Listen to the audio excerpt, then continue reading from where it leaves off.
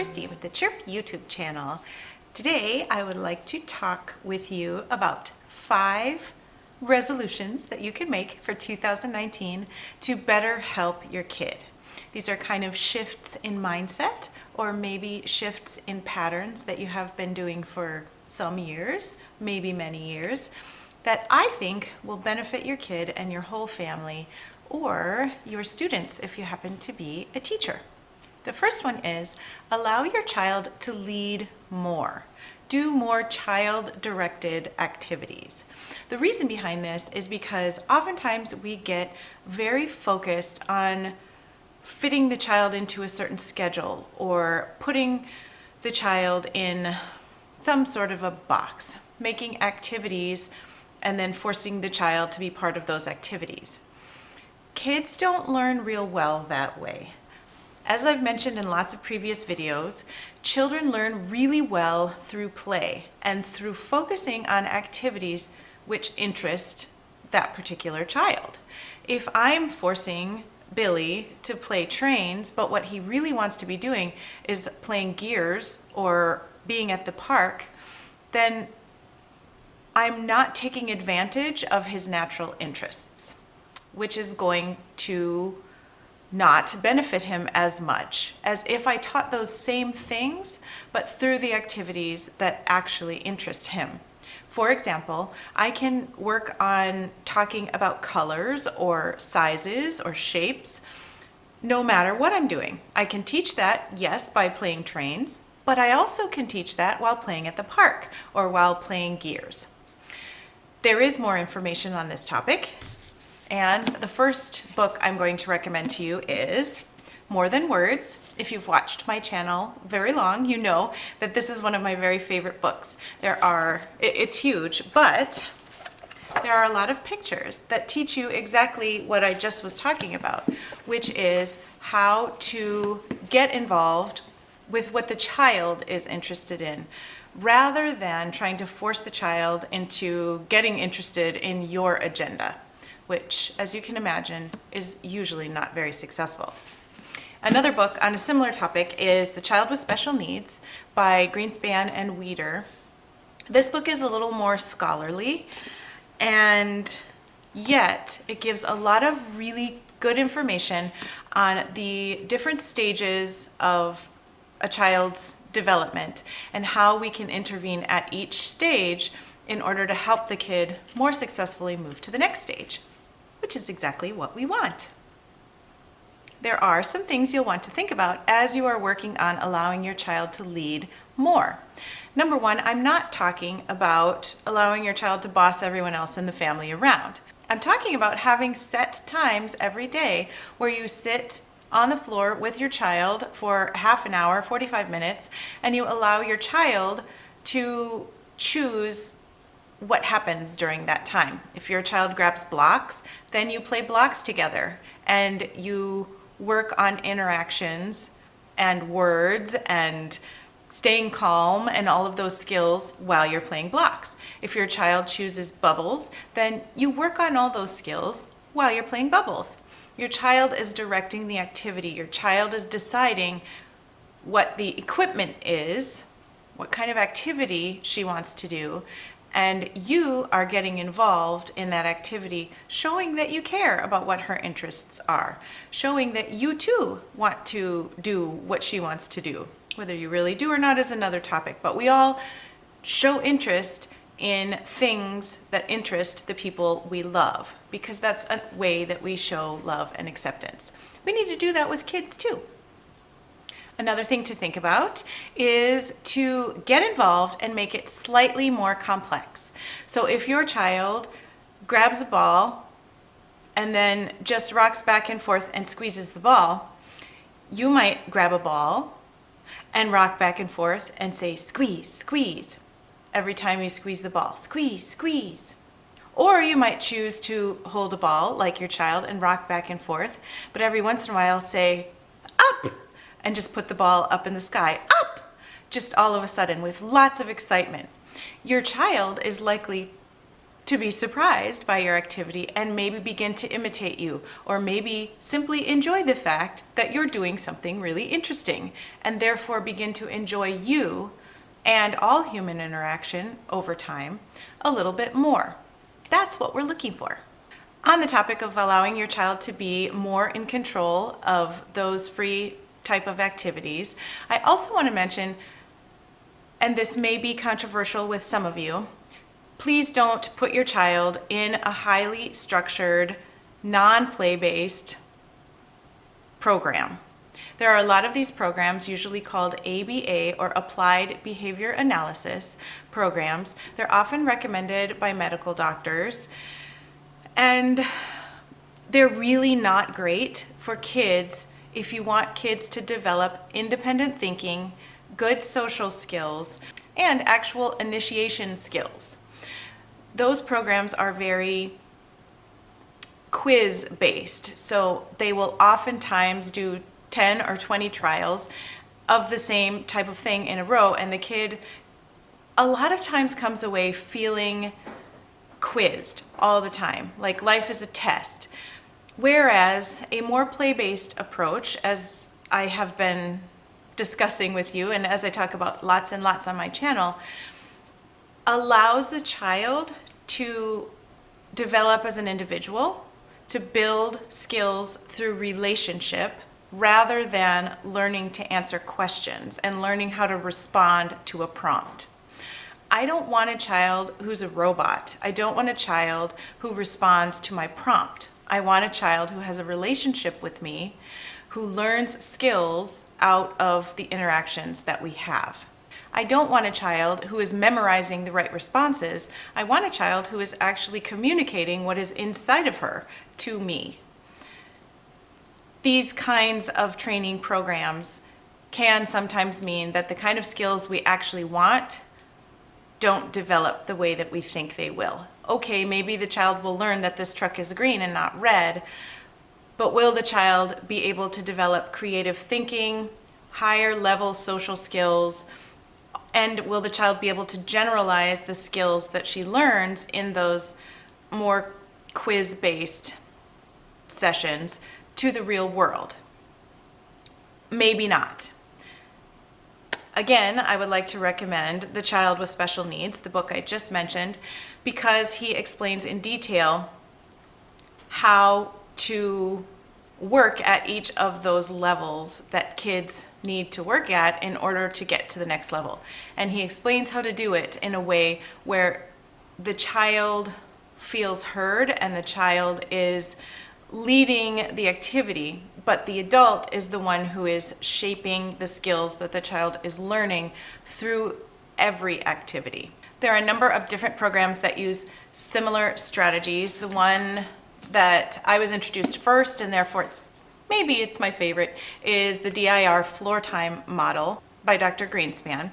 And another one that is very good is the Hanen program, which is usually for birth to 3. A lot of those strategies, of course, work for older kids as well. Resolution number 2, allow your child to make more choices. Once again, I'm not talking about your child deciding the fate of your family or one student deciding what they're going to learn in class that day. Of course not. I'm just talking about the simple things, the daily things that we oftentimes don't allow kids to pick because we're in a hurry or because we just want the decision made and we're just going to make it ourselves. Is it really so bad to allow a child to choose whether he wants fruit snacks or an apple? Is it really so bad to give kids a choice about what meals they would like to have that week? Maybe spaghetti, maybe chili. We're not going to give them 10 choices and allow them to pick from 10. We just want to give them 2 choices. And we want both choices to be appropriate and good for that child. I'm not going to allow my child, would you like to play on the sidewalk or would you like to play in the street? That's not a good choice to give a child. Would you like to play in the driveway or play in the backyard? That might be a little bit better. So keep that in mind as you're giving your child choices. You want all the choices to be appropriate, you want them all to be safe, and you want them to be good for your particular child, so that your child is not choosing between something lame and something pretty great. This is also a good strategy if you have a child who says no to everything. You won't want to say, let's get dressed, or let's brush our teeth. Instead, you will say, would you like to wear pink or red? Or you might say, would you like to use your purple toothbrush or your blue toothbrush? Most kids will respond to those choices, even if before they might have just said no, because it's fun to make choices. We feel like we have some impact on our world, and we feel like we get to sort of control our own destiny a little bit more. Let's make our kids feel this coming year as if they control their destiny just a little bit more.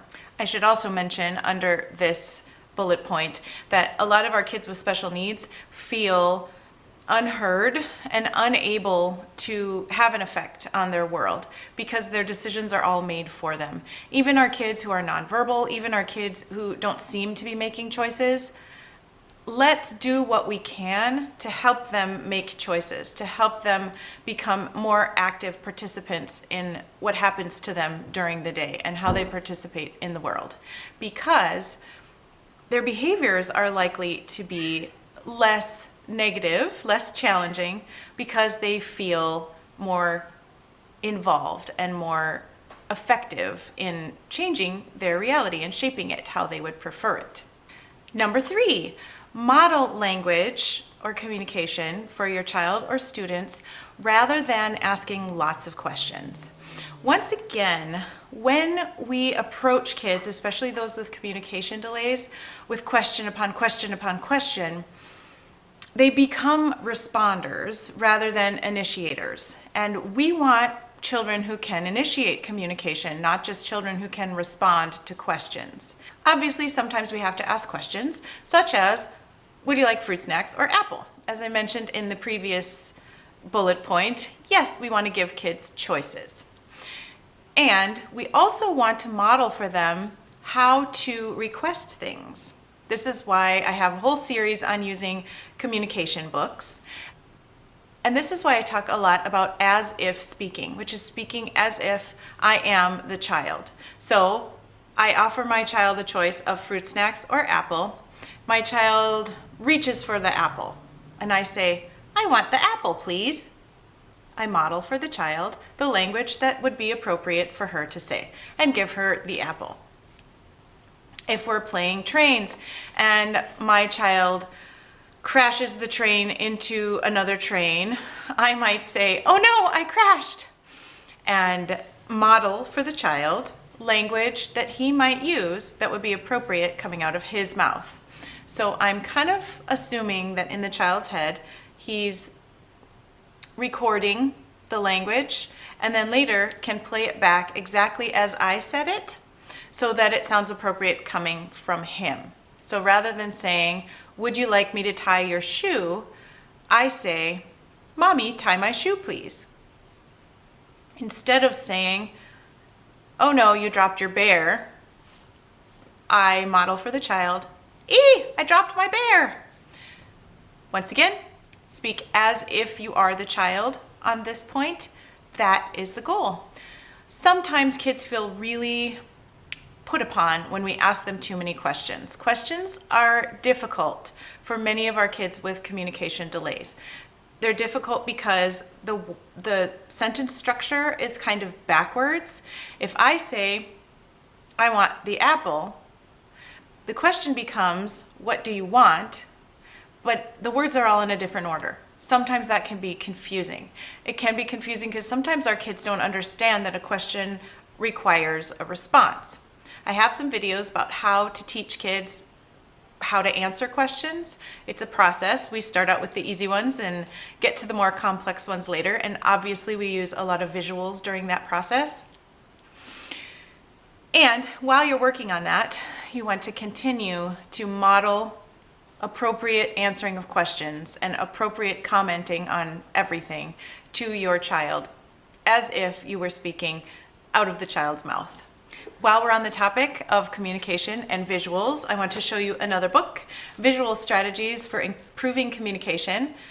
This is the first book that I received during my clinical fellowship year, which is the year after I finished graduate school for communication disorders, that I actually used the strategies in my practice. So it's a very special book to me. It also has a lot of visuals and very practical examples of how to use more visuals in your child's life to help your child communicate better and to help your child understand your communication better. This book is great and I highly recommend it.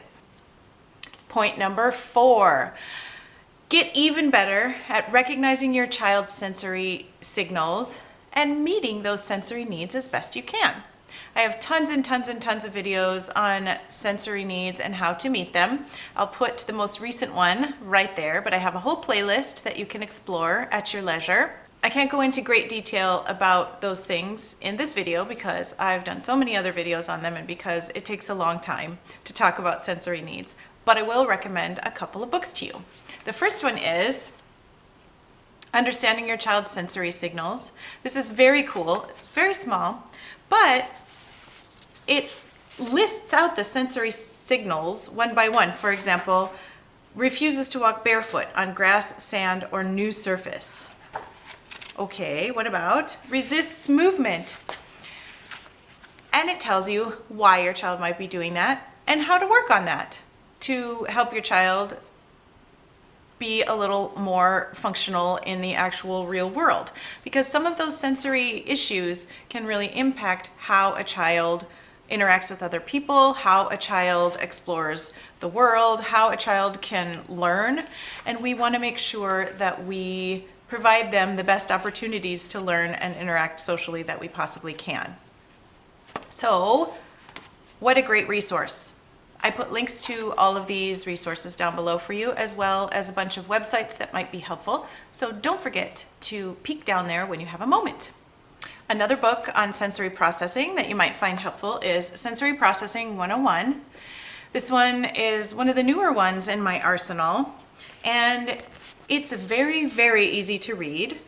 For example, this is the first page in the chapter on the vestibular system.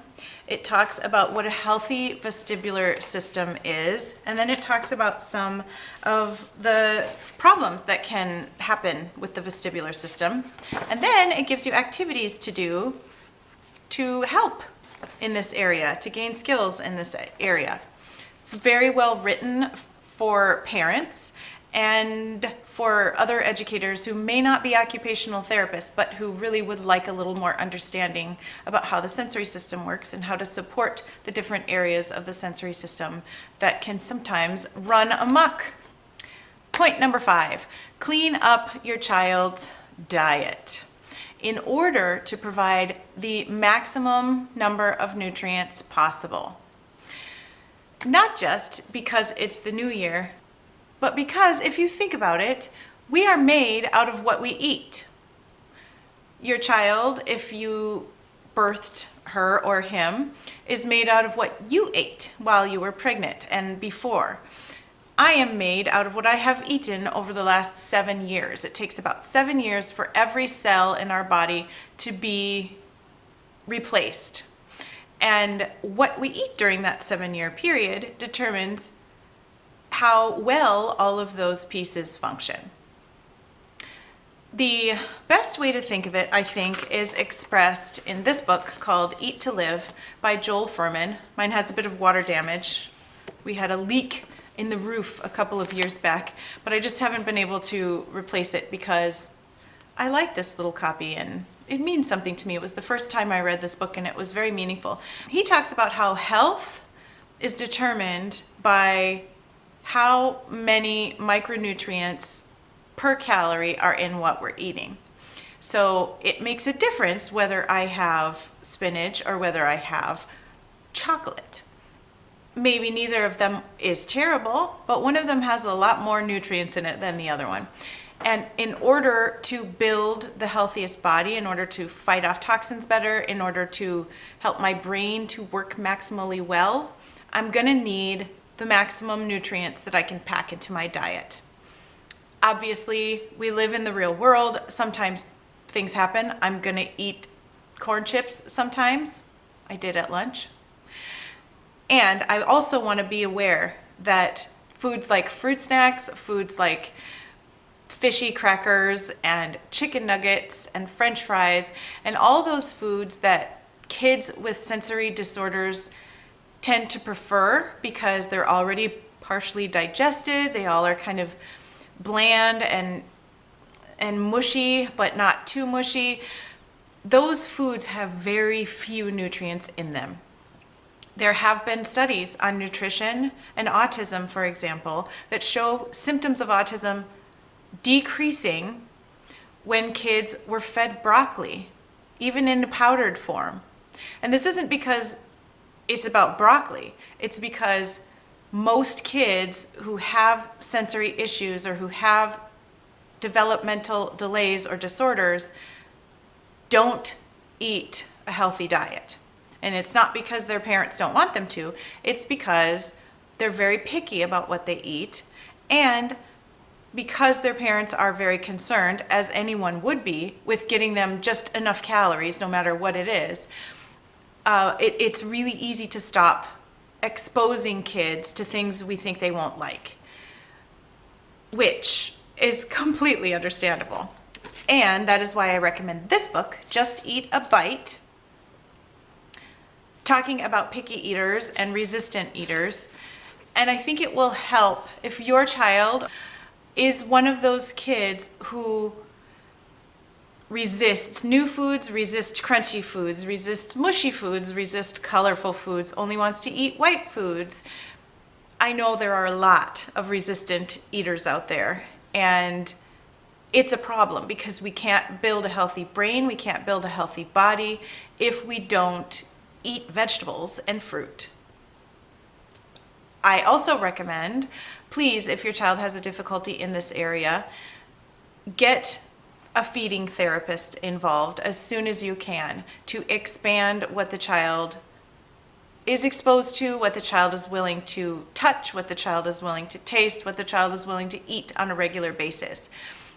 Your family needs this because your kid needs maximum nutrition to help heal those areas where things are weird and to help build the most healthy body possible.